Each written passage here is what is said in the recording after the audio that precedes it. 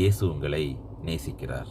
இந்த நாள்லையும் கர்த்தர் நம்ம கூட பேசுகிற காரியமாக 1 கொரிந்தியர் 3:6-7 வசனம் இப்படியாக சொல்லப்பட்டிருக்குது. நான் நட்டேன், அப்பல்லோ நீர் பாய்ச்சினான், தேவனே விளைய செய்தார்.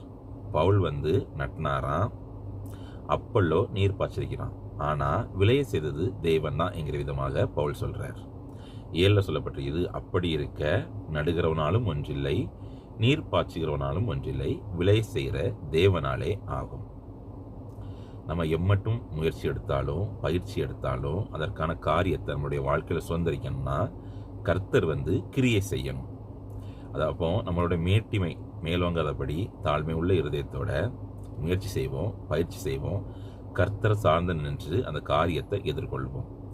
அவர் விரும்பினார்னா நிச்சயமாகவே அந்த காரியத்தை நம்மளுடைய வாழ்க்கையில் நாம் சுதந்திரிப்போம். நம்ம வாழ்க்கையில் சுதந்திரித்து கொண்டிருக்கிற காரியங்கள் கூட கர்த்தர் நம்மளை நம்பி நம்ம கர்த்தர் தந்த காரியம்தான். அந்த காரியத்தை குறித்து கூட நாம் மேன்மை பாராட்டக்கூடாது.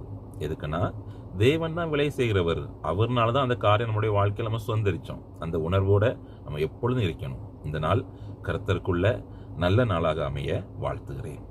ஆமேன்.